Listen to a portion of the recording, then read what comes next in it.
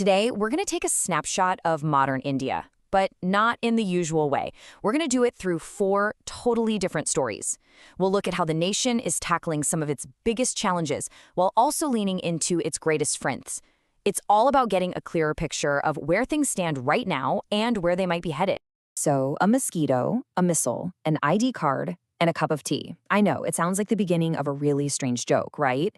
But these 4 things are actually perfect windows into some of the most critical issues shaping India today. We're talking everything from public health and digital identity to national security and global trade. So here's our game plan.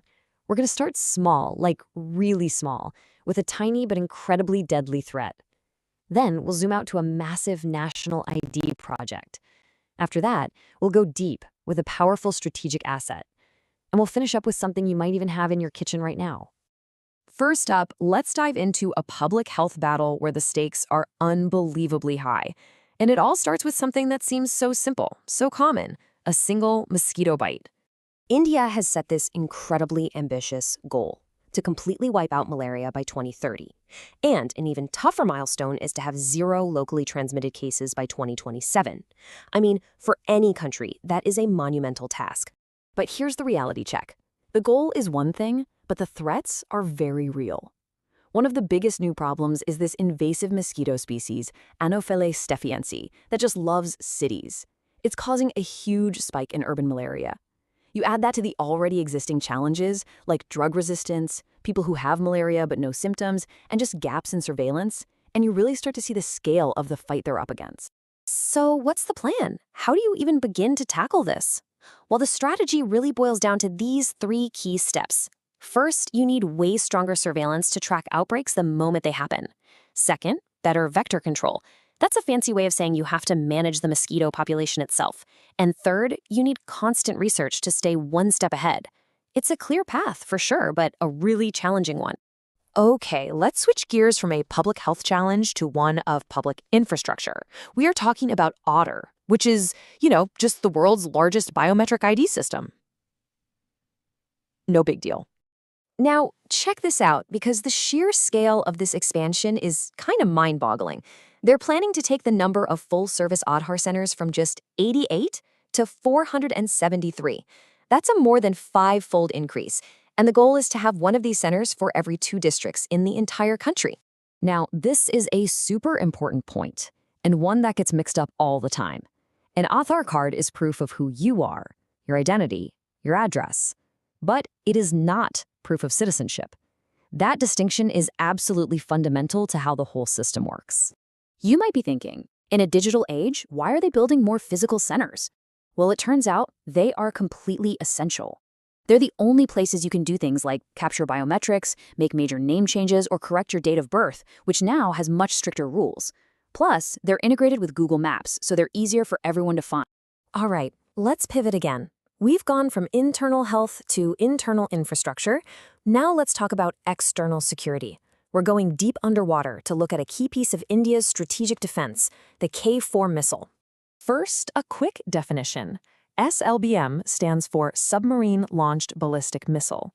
Basically, the ability to launch a nuclear missile from a hidden submarine is considered the ultimate insurance policy. It's the most survivable part of any country's nuclear arsenal. So the slide lays out all the technical specs, but let's talk about what they really mean. That range, about 3,500 kilometers, gives it some serious reach. But what's really a game changer here is that it was developed in-house by India's own DRDO, and it uses India's own navigation satellite system, NAVIC. That shows a huge level of technological self-reliance. And it all comes down to this one crucial idea, providing a second strike capability. What does that mean? It means that even if India were to be attacked first, its submarine-based missiles would survive, guaranteeing it could retaliate. It's the ultimate deterrent, designed to make any potential enemy think very, very hard. Okay, for our last story, we are shifting gears completely. We're coming up from the silent depths of the ocean for something way more familiar, but no less important to the country's identity and its economy, a simple cup of tea. Have you ever actually stopped to wonder what officially makes tea, well, tea? It turns out, according to India's Food Safety Authority, the term tea can only be used for drinks made from the leaves of one very specific plant, 𝐏𝐫𝐞𝐿𝐴 sinensis. That's it. Every single legitimate cup of tea in the world starts with this one plant. And this plant, well, it's a little bit picky about where it grows. It needs a warm, humid climate, it needs a ton of rain every year, and it prefers soil that's slightly acidic and free of calcium. And guess what? Those exact conditions are found in key regions across India, which is why places like Assam and Darjeeling are so famous. Now here is a fact that just blows my mind. Green tea, black tea, oolong, white tea, they all come from the exact same plant. The incredible variety you see here isn't because of different species. It's all about how the leaves are processed after they're picked, how they're oxidized, for how long. It's all in the technique. And India has absolutely mastered this process. It's consistently one of the world's top producers and exporters of tea. This single plant isn't just a cultural staple. It's a cornerstone of the national economy that supports millions and millions of jobs. So there you have it, 4 totally distinct stories that, when you put them together, paint a really interesting picture of a nation firing on all cylinders. It's protecting its people's health, building modern tools for governance, securing its borders, and powering its economy. The thing is, none of these areas are standing still.